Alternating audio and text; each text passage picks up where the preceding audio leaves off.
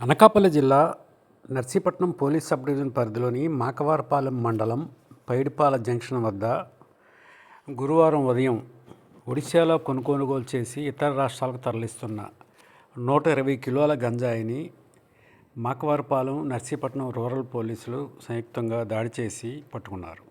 ఈ గంజాయి విలువ 60 లక్షల పైగా ఉంటుందని అంటున్నారు. ఏజెన్సీలో 5,000 రూపాయలకు కొనుగోలు చేసి ఇతర రాష్ట్రాల్లో కిలో 50,000 రూపాయల చొప్పున వీటిని విక్రయిస్తుంటారని, ఈ సంఘటనకు సంబంధించి 4గురిని అరెస్ట్ చేశామని, మరో 3 పరారీలో ఉన్నారని నర్సీపట్నం డీఎస్పీ పి శ్రీనివాసరావు బుధవారం మాకవారపాలెంలో విలేకరులకు తెలిపారు. ఈ కేసులో అరెస్ట్ అయిన వారు గతంలో అనేక గంజాయి నేరాల్లో పాల్పడ్డవారేనని ఆయన అన్నారు. గంజాయి అరెస్టులో సమగ్రంగా దర్యాప్తు జరిపి మూలాలు సేకరిస్తున్నామన్నారు.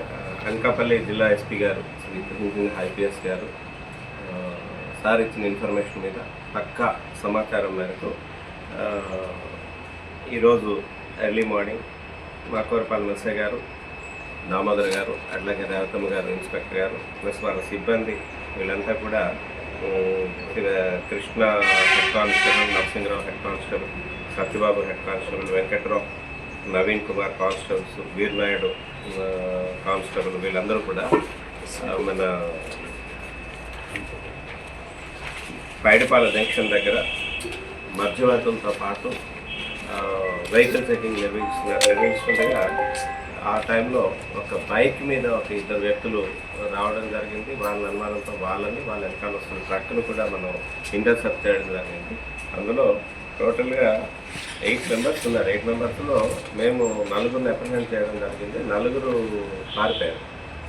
అయితే వాళ్ళని అప్రహెండ్ చేసిన తర్వాత వాళ్ళ ఈ వ్యాన్ ఏదైతే ఉందో ఆ వ్యాన్ నెంబర్ అండి AP39TJ7459 మహేంద్ర మినీ ట్రక్ అన్నమాట.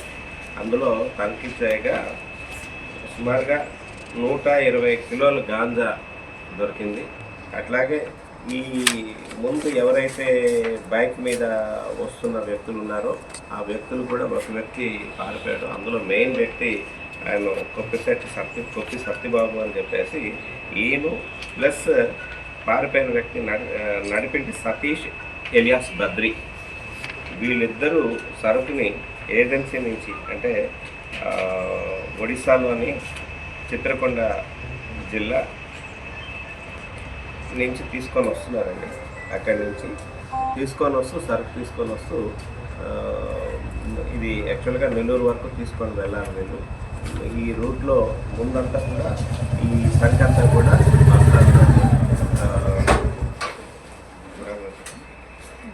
గుర్రాల మీద తీసుకొని వచ్చారు. లోడ్ చేసి తీసుకొని వచ్చి తర్వాత ఈ వ్యాన్లో ట్రక్లోకి పెట్టుకొని తీసుకొని వెళ్తుంటే మనకు దొరికారు.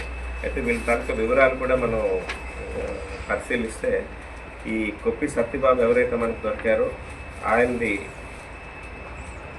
గొలుగొండ మండలం, పోలవరం గ్రామం, అనకాపల్లి జిల్లా అండి. వీడికి ఆల్రెడీ 2 కేసులు ఉన్నాయి. బొమ్మూరు పోలీస్ స్టేషన్ రాజమండ్రి, అలాగే విజయవాడ పడమట పోలీస్ స్టేషన్లో కూడా గాంజా కేసులు ఉన్నాయండి. అంటే ఒక కేసు 23లో, ఒక కేసు 25లో ఉన్నాయి. అలాగే ఇప్పుడు పైన సురేష్ అని చెప్పేసి ఆయనకి అనకాపల్లి జిల్లాలో మన మాకవరపాలెం పోలీస్ స్టేషన్లో 2021లో గంజా కేసులో ఇది కూడా నిలుస్తుంది. అలాగే పరవాడ శ్రీనివాస్ ఎవరైతే ఈ వెహికల్ డ్రైవ్ చేసుకున్న వ్యక్తి ప్లస్ వెహికల్ తరగతి వాళ్ళు ఎవరైతే ఉన్నారో ఆయన మీద కూడా 2 గంజా కేసులు, ఒకటి రోల్గుంట పోలీస్ స్టేషన్లో, అలాగే అనకాపల్లి జిల్లా, అలాగే నర్సీపట్నం రూరల్ పోలీస్ స్టేషన్లో కూడా ఈయన మీద ఒక కేసు ఉంది. అట్లాగే కర్రీ కృష్ణ అని చెప్పేసి ఆయనది పాకలపాడు ఉండే అనకాపల్లి గొల్గొండ మండలం, ఆయన మీద కూడా 2 కేసులు ఉన్నాయి. అందులో గొలుగొండ పోలీస్ స్టేషన్లోని ఒక ఎన్డీపీఎస్ కేసు, అట్లాగే అద్దునూరు పోలీస్ స్టేషన్లో ఒక ఎన్డీపీఎస్ కేసు, అలాగే ఒక గొలుగొండ పోలీస్ స్టేషన్లోనే ఒక మర్డర్ కేసు కూడా ఈయన మీద ఉన్నాయండి. అయితే ఇప్పుడు మనకి ఈ కేసులో పారిపోయిన ముద్దాయిల గురించి కూడా మనం చూసుకుంటే నడిపింటి సతీష్ ఎలియాస్ బద్రి వీడి మీద మీకు ఆల్రెడీ చెప్పడం జరిగింది. మనకి వాంటెడ్ క్రిమినల్ అనమాట. Crime number 102/25. లాస్ట్ టైం మనం ఇక్కడ గాంజా సీజ్ చేశాము. ఆ కేసులో ఇంకా వాడిని అరెస్ట్ చేయాల్సి వచ్చింది. ఎప్పుడైతే ఈ కేసు మనం రీచ్ చేసామో అప్పటి నుంచి కూడా వీడు అబ్స్టాండింగ్లో ఉంటూ మన ఏరియాకి రాకుండా ఆపరేట్ చేస్తున్నాడు. అట్లాగే కోలా రామకృష్ణ ఎలియాస్ రాంపండు, ఈంది లింగంపేట పంచాయతీ గొలుగొండ మండలం రామచంద్రాపురం విలేజ్ అండి. వీడు ప్లస్ మాకిరెడ్డి సాయి కుమార్, వీడు కూడా నర్సీపట్నం మండలం అనకాపల్లి జిల్లా నీలంపేట విలేజ్ అండి. వీళ్ళ ముగ్గురిని కూడా అరెస్ట్ చేయాల్సి ఉంది. అట్లాగే ఈ గాంజా ఎక్కడి నుంచి అయితే వస్తుందో ఒరిస్సాకి చెందిన రామ్నాజీ అని చెప్పేసి ఆయన కూడా అరెస్ట్ చేయాల్సి ఉందండి. ఈ టోటల్ ప్రాపర్టీ వాల్యూ మనం సీజ్ చేసిన గాంజా 60 lakhs అండి. ప్లస్ ఈ వెహికల్ క్లాస్ ఒక వెహికల్ తాలూకా వాల్యూ ఒక 12 lakhs ఉంటుంది. Total 72 lakhs rupees property, plus ఒక 4 సెల్ ఫోన్లు, బైక్ కూడా మనం సీజ్ చేయడం జరిగిందండి.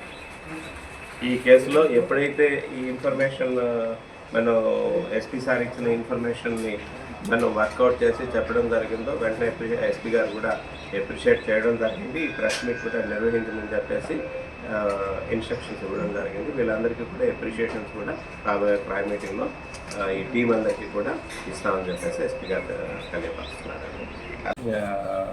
ఈ గాంజాని అరికట్టడంలో ఎవరైనా సరే సమాచారం కానీ ఇచ్చేలాగుంటే అది వాళ్ళ తాలూకా పేర్లన్నీ సీక్రెట్గా ఉంటాయి. అలాగే మేము దాన్ని మొత్తం అంటే ఏదో ముద్దాయిలు దొరికారు వాళ్ళని అరెస్ట్ చేస్తున్నామని కాకుండా పుట్టు పూర్వోత్తరాలన్నీ కూడా తీసి ఎక్కడ గాంజా పండుతుంది, ఎవరు ట్రాన్స్పోర్ట్ చేస్తున్నారు, ఎవరు ఫైనాన్షియర్స్ ఉన్నారు, ఎక్కడికి సరుకు వెళ్తుంది, వివరాలన్నీ కూడా తీసుకొని ఈ గాంజా నిర్మూలనకి పూర్తిగా మా డిపార్ట్మెంట్ అంతా కూడా పూర్తిగా కృషి చేస్తుంది.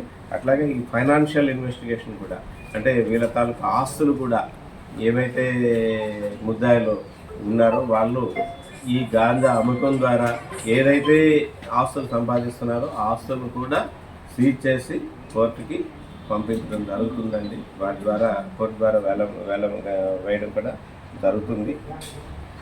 వాళ్ళ మీద అలాగే పీడీ యాక్ట్ కూడా ఇంప్లిమెంట్ చేయడం జరుగుతుంది.